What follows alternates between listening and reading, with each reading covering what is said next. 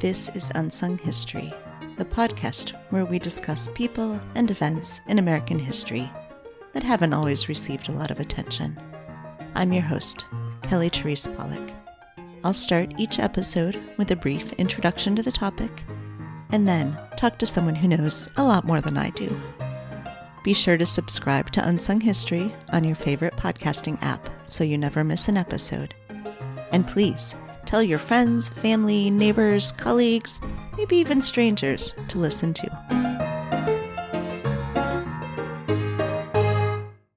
On May 14th, 1787, when the Constitutional Convention was scheduled to begin in Philadelphia, only the Pennsylvania and Virginia delegations had arrived in the city. It was perhaps a sign of how slow and frustrating the process would be. The United States, still a new country, already had a system of government, the Articles of Confederation, which had been ratified just 6 years earlier, in February 1781. Having just fought a revolution to throw off monarchical rule, the founders of the United States were understandably wary of anything resembling a monarchy, and the Articles of Confederation created a deliberately weak central government. Essentially, the United States of America was more a collection of allied states than a country, and there was no executive branch. It was quickly apparent, though, that a new system was needed. With no central monetary system or ability to levy taxes, the United States still owed huge Revolutionary War-era debts, and the central government couldn't even put down the Shays Rebellion, a tax protest by farmers in western Massachusetts. They had to instead rely on a privately sponsored state militia to do so. The delegates to the Constitutional Convention in 1787, from 12 of the 13 states, all but Rhode Island, were originally supposed to be amending the Articles of Confederation, but that proved inadequate to their needs. Over the course of 4 months, the delegates debated and at times argued over a number of different issues. One of the easier decisions was to create the now familiar 3 branches of government: legislative, executive, and judicial. The delegations compromised over the legislative branch, with the seats in the upper house allocated equally to each state, and in the lower house proportionally by population, albeit with the odious 3/5 compromise, wherein 3/5 of each state's enslaved population counted toward the total population for the purpose of apportioning in the House of Representatives, despite, of course, the enslaved population having no voting rights, among other things. The first time the convention discussed how to select a chief executive, only a single delegate proposed direct popular election by the people. A system of electors was also unpopular. Election by the Congress, though seen as problematic, in a system designed with checks and balances in mind, was favored, with 9 states voting yes and only Pennsylvania voting no. As the weeks and months dragged on, and as they wrestled with many other issues, the delegates kept coming back to the issue of choosing the president. They debated and voted again and again, changing their minds several times, never satisfied with the outcome. Governor Morris, a delegate from New York, was troubled by the possibility of corruption inherent in any plan where the legislature would elect the president. But all of the other plans were repeatedly defeated by the small states and the slave states who wanted to keep the advantage they had in the system of congressional representation. At the end of August, Morris once again proposed election by a system of electors, something that had been voted down 4 times before. It was voted down a 5th time, but this time by a single vote. As it stood on the last day of August, 1787, the President of the United States would be elected by the legislature. Morris moved that the method of selecting the president be referred to the Committee on Unfinished Parts to resolve. And so it was that the delegates of the 9 states still in Philadelphia at the end of August agreed to let the 11 members of the Committee on Unfinished Parts finish the business of deciding how to select what would someday be the most powerful office in the world. A compromise plan drafted by future President James Madison and cleaned up by the Committee of Style became Article 2, Section 1 of the Constitution, reading, quote, "Each state shall appoint, in such manner as the legislature thereof may direct, a number of electors equal to the whole number of senators and representatives to which the state may be entitled in the Congress. But no senator or representative or person holding an office of trust or profit under the United States shall be appointed an elector," unquote. Thus, the committee answered the concerns of the small states and the slave states, but also, theoretically at least, avoided the corruption that Morris worried about. And in a time when it was still difficult to travel the length of the country, and most newspapers were local, the chosen electors were considered more likely than the average voter to know something about the people running for president. As originally ratified, the electors chose 2 candidates from 2 different states. The one with the most electoral votes was president, and the second most was vice president. However, when the election of 1800 ended in an electoral vote tie between Thomas Jefferson and his intended vice president, Aaron Burr, the decision then went to the House of Representatives, as outlined in the Constitution. After 35 tied ballots, Jefferson won on the 36th ballot in the House. To avoid that outcome in the future, the 12th Amendment to the Constitution, the only amendment dealing with the Electoral College, was ratified in 1804. That amendment outlines that the electors should vote separately for a president and a vice president, quote, "one of whom at least shall not be an inhabitant of the same state with themselves," unquote. You may have noted by now that nothing outlined in the Constitution or in the 12th Amendment says that the entirety of the electoral votes from a state must go to the same candidate. Even today, in 2024, there are 2 states, Maine and Nebraska, that apportion their electoral votes by congressional district.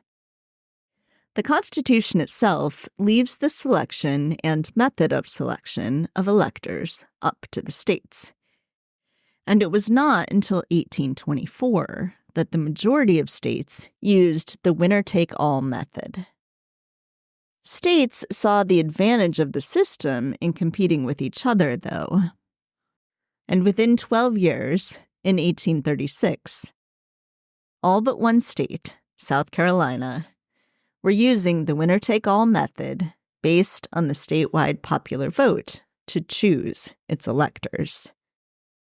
There have been many attempts over the years since to change the system of how electors are appointed and even to do away with the Electoral College altogether, but none have been successfully implemented. Joining me in this episode is Dr. Carolyn Renee DuPont, professor of history at Eastern Kentucky University, and author of Distorting Democracy: The Forgotten History of the Electoral College and Why It Matters Today.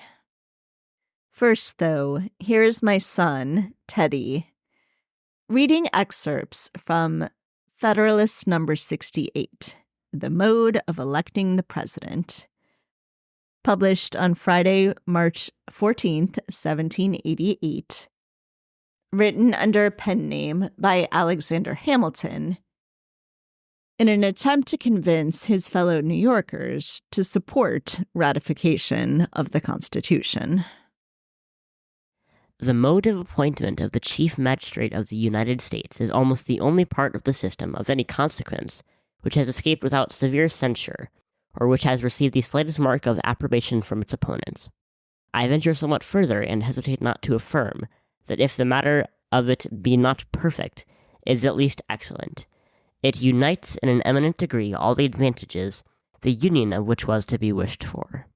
The process of election affords a moral certainty, that the office of president will never fall to the lot of any man who is not in eminent degree endowed with the requisite qualifications.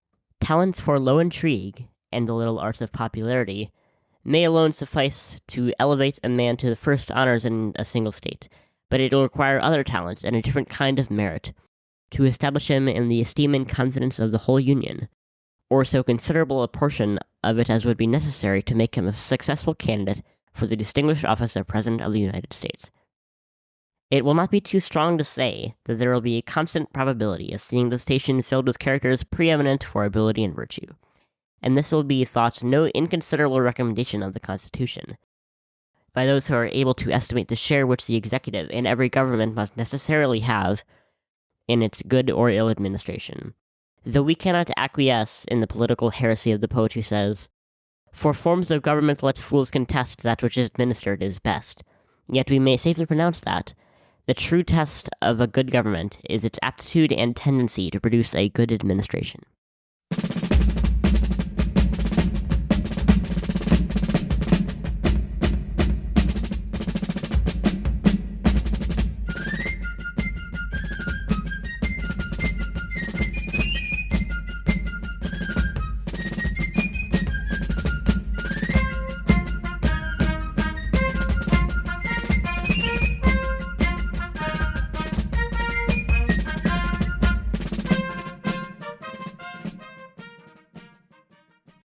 Hi, Carolyn. Thanks so much for joining me today. I'm so glad to be here with you. Thank you. Yes, I am really excited to talk about the history of the Electoral College. I want to start by asking you, this is very different than your first book. So how did you decide to write this story? Well, mainly, two things really. I got curious, I'd always thought there was a bigger story there. There was a more complicated story there. And then I was also hearing things that I just was pretty sure weren't true. Things like, well, the framers created the Electoral College to mitigate the tyranny of the majority. Even the idea that it had some real purpose behind it, some high-minded principle. And then, of course, you hear those people who want to say that, well, it's all because of slavery. And I thought, well, sometimes that's kind of imprecise. Maybe it was a factor, but not the real reason. And so I just got curious and started researching. And it's kind of like almost before I knew it, I was writing this book. But you're right, it is quite different from American religious history, which is what I typically work on. I want to set the stage a little bit. As the framers are writing the Constitution, of course, what they are coming from. They're coming from the Articles of Confederation. Like, this is a very imperfect system. So it's not like they are sitting down to like write an opus and thinking this will be the most perfect system ever and it will never be changed. So can you just sort of set the stage here a little bit? Yeah. So the Articles of Confederation, of course, they created sort of 13 republics that had a firm league of friendship. And so there really was only one institution of national authority, and that was Congress. There was no executive, no federal judiciary. I think the biggest problem that all of this created was that the Articles of Confederation gave the federal government no authority to tax. And so this created all kinds of horrible financial problems. And of course, financial problems create social and civil unrest. And so I think the important part of that background is that when the framers go to Philadelphia, they're really they're really there because of sort of a desperation. And periodically, over the course of the 4 months that they're there to write the Constitution, it comes out just that they're really afraid if we don't make a change, we're going to splinter into three different confederacies. We may have civil war. We may be taken over by a foreign power. And I think it's really important because it underscores that notion that the Constitution is imperfect. And that's not to rag on the Constitution. It's just to accept the humanity of the men who wrote it, and also to understand that many of them were willing to accept a lot of things that were not their preferences because they understood that they needed to create something that they could unite the country behind. And as they sat down to do this, they knew they were making history, right? So we have a lot of sources. We know a lot about what they were Lots thinking of and what sources. was Yeah. going on. Can you talk a little bit about that? It's really, the sources are really rich. We have James Madison's notes, and those are available online. All of Max Farron's records from the Constitutional Convention are available online. I like the hard copy, but it's 600 pages alone. And Madison took detailed notes. In fact, he says he wasn't absent for more than an hour of the entire Constitutional Convention, which I find astounding because it's 6 days a week, 6 hours a day. It's not always productive conversation, and I find myself irritated in a 2-hour faculty meeting. But the patience and the stamina and the commitment with which they sat there and created this. So we have those sources. We also have letters that are written, most of them after the fact, because they were forbidden from talking about it at the time. We have notes from other framers. We have the official journal of the Constitutional Convention, which is quite incomplete.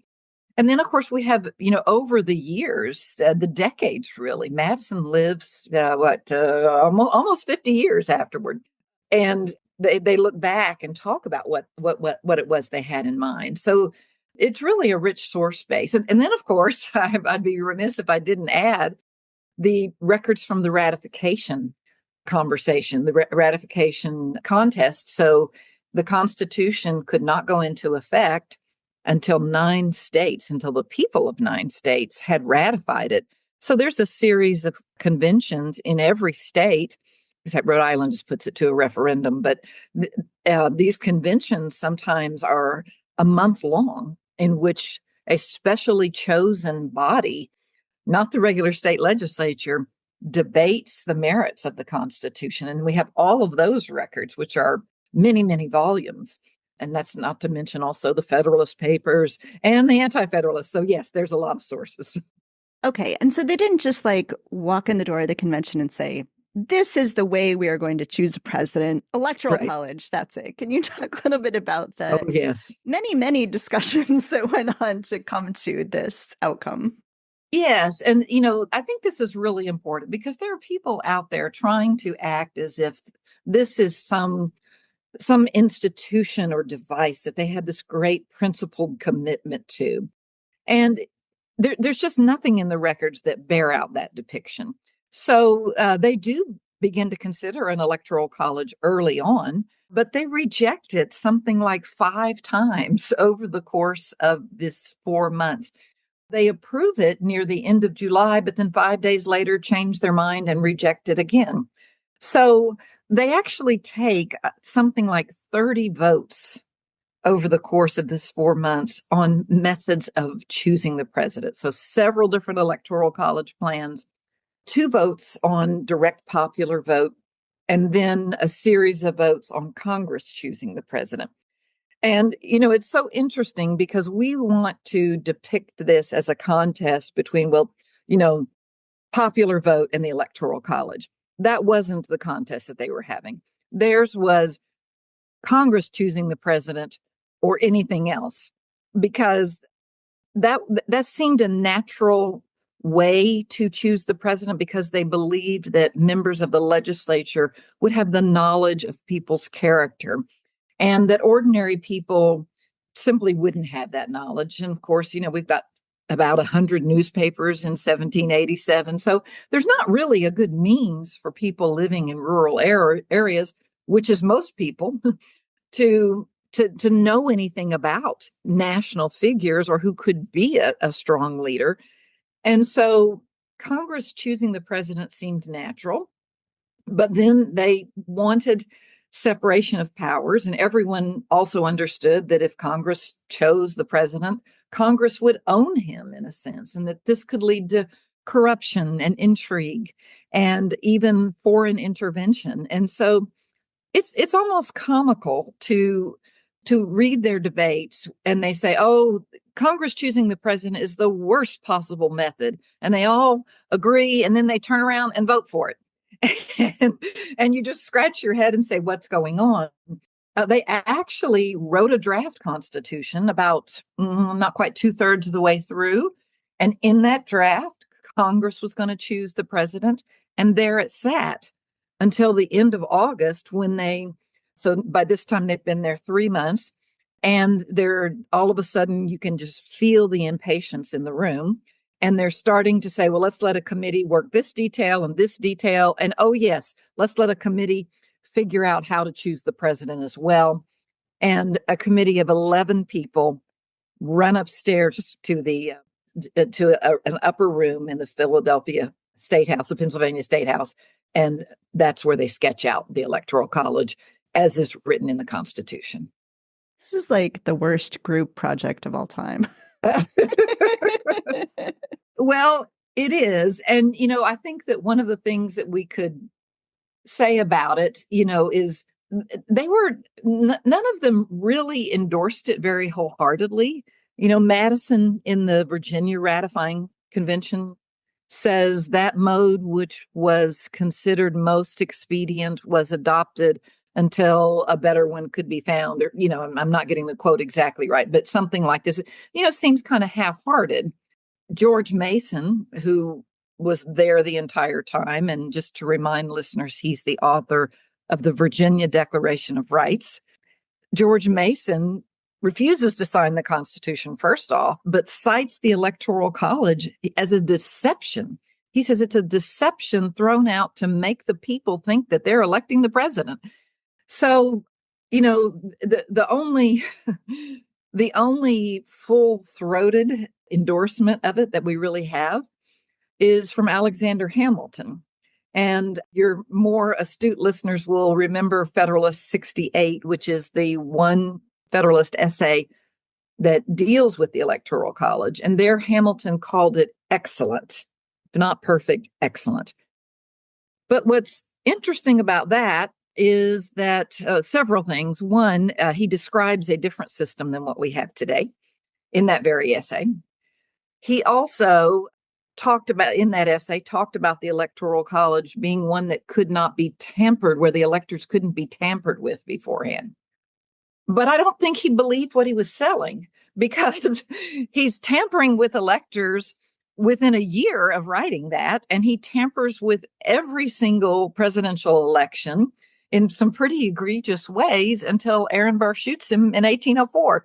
So, and I just should also remind listeners that the Federalist was written, those were essays to try to encourage voters to choose pro-Constitution delegates to their ratifying convention. It's not a piece that's absent a political agenda.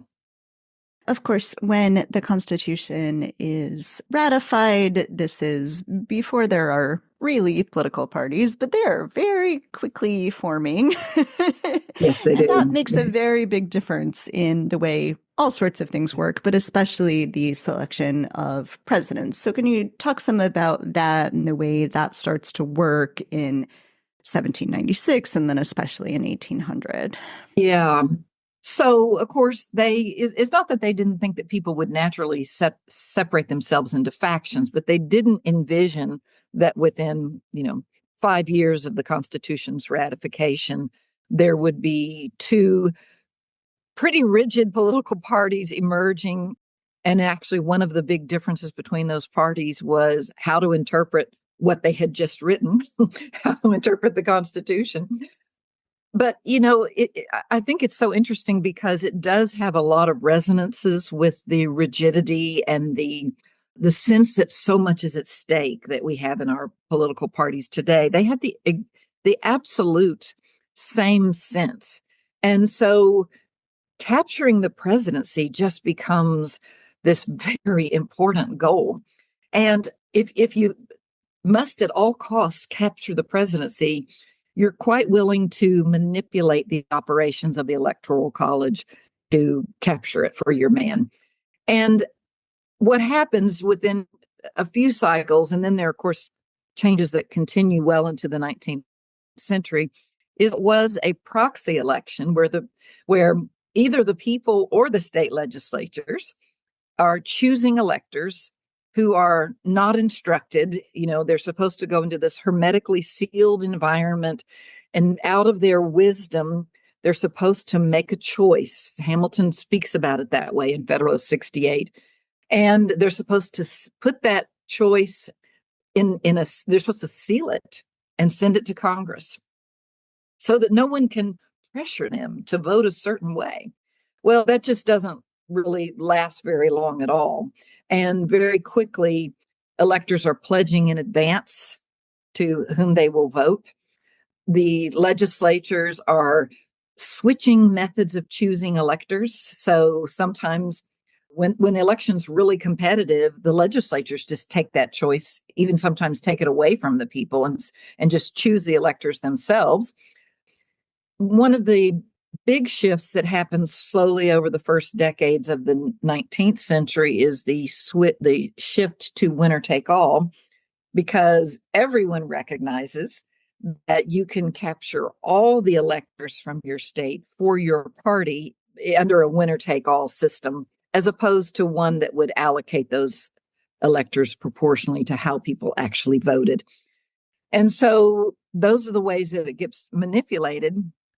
And I think it's really important for listeners to understand that the framers themselves watched this happening. They sometimes participated in it, but even as they participated in it, they also complained about it and said, this wasn't what we had in mind.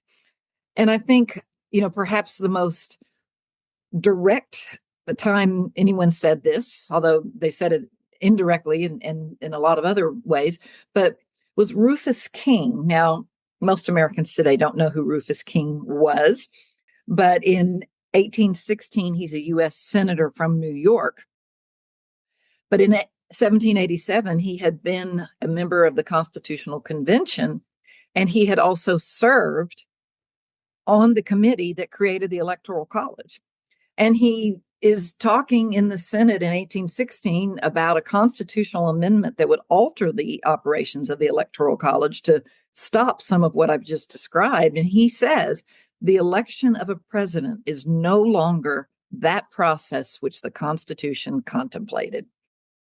And, that sentiment was echoed by jurists, by justices of the Supreme Court, constitutional commentaries, authors of constitutional commentaries, who understood that these changes had really taken the system made this system into something that wasn't what was originally intended.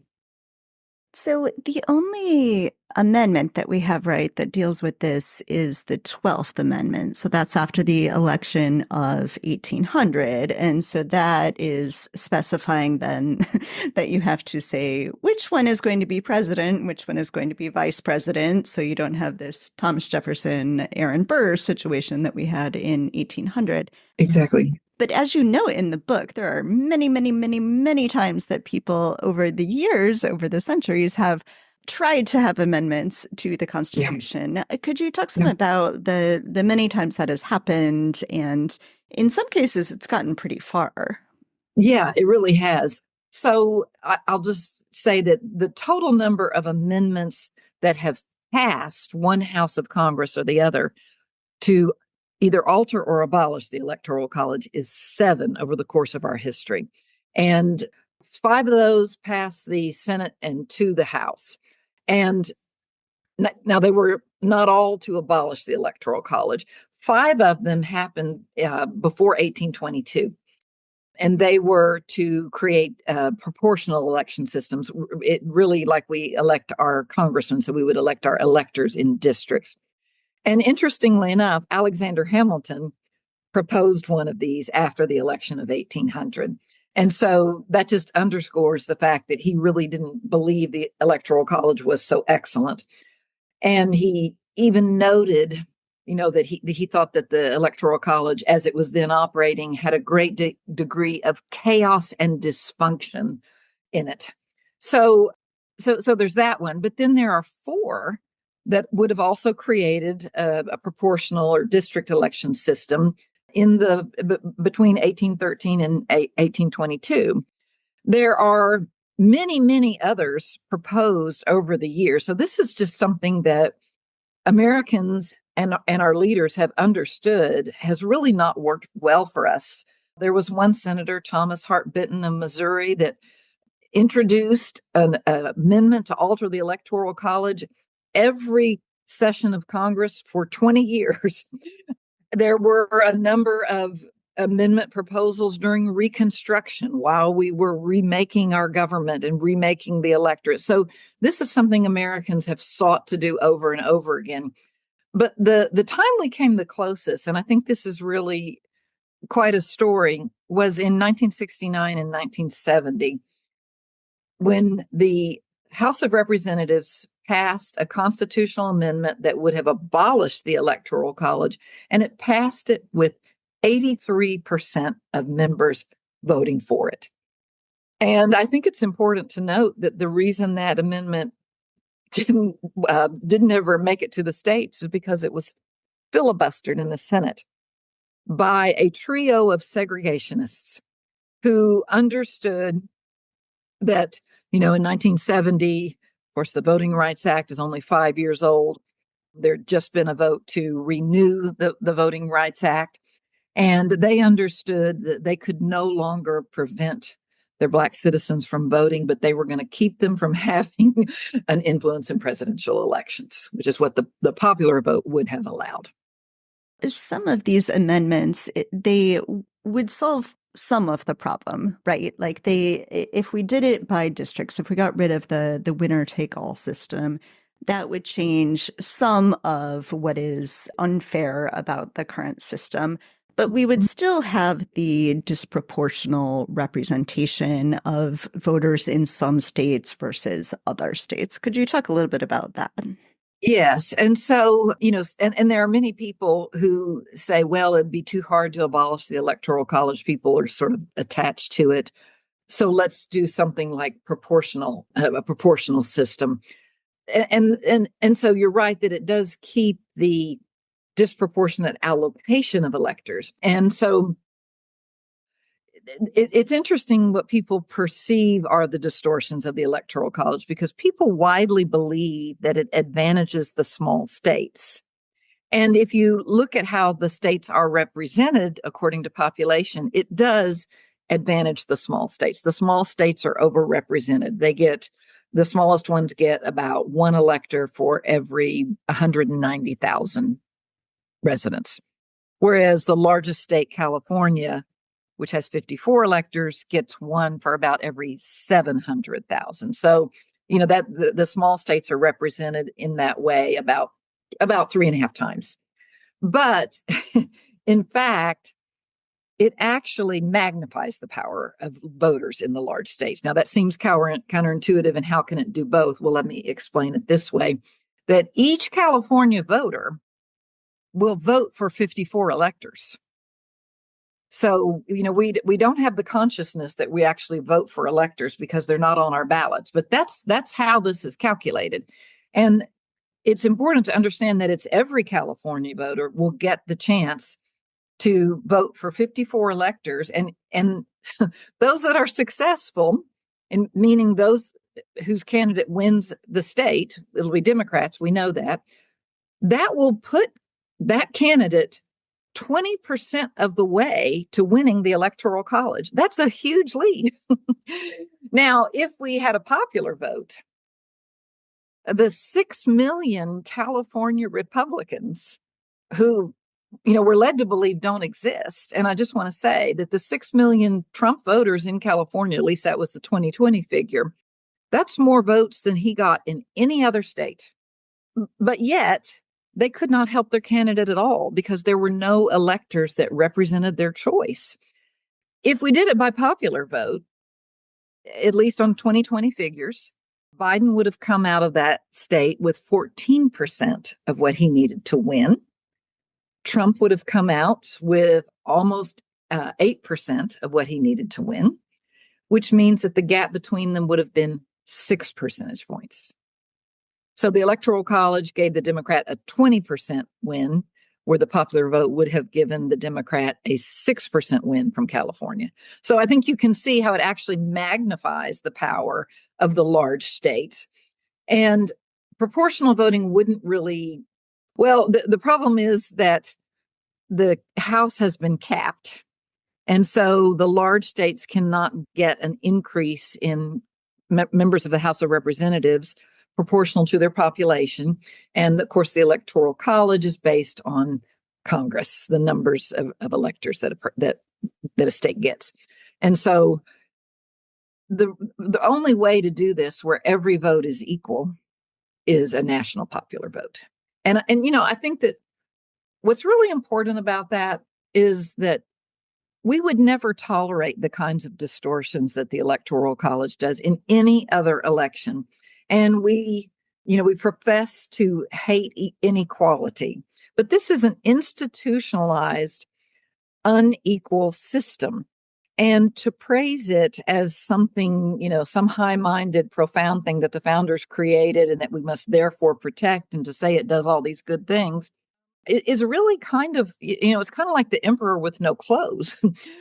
It's creating inequality.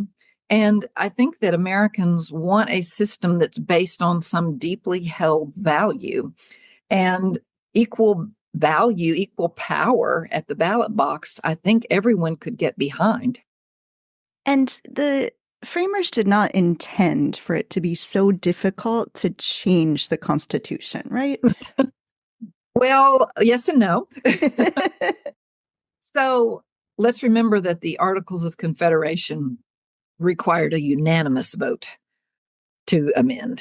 And so when they said, well, 2/3 of Congress and 3/4 of the states, that seemed like they were making it much easier.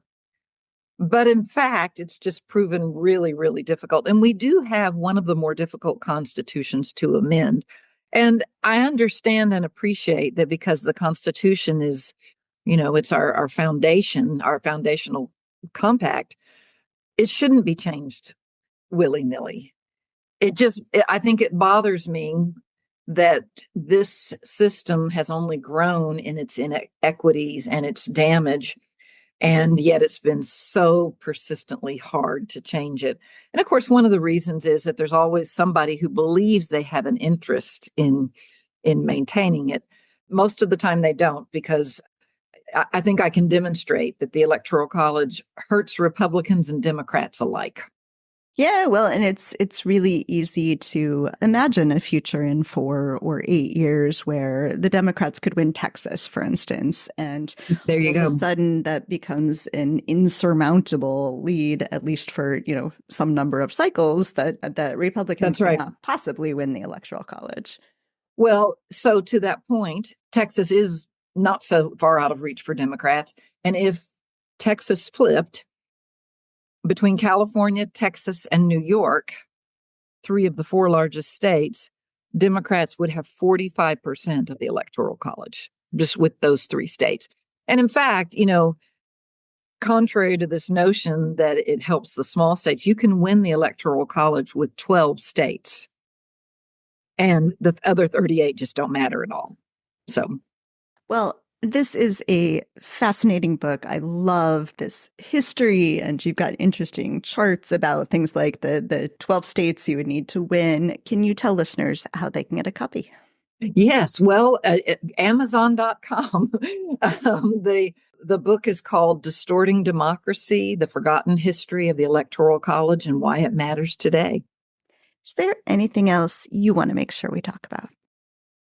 No, I think that you've asked great questions, and I really enjoyed the opportunity just to explore this history. And I hope people will get the book, and I think there's a lot in there just for a broad education about American history generally that will surprise readers in a lot of ways. Yeah. Carolyn, thank you so much for joining me. Thank you.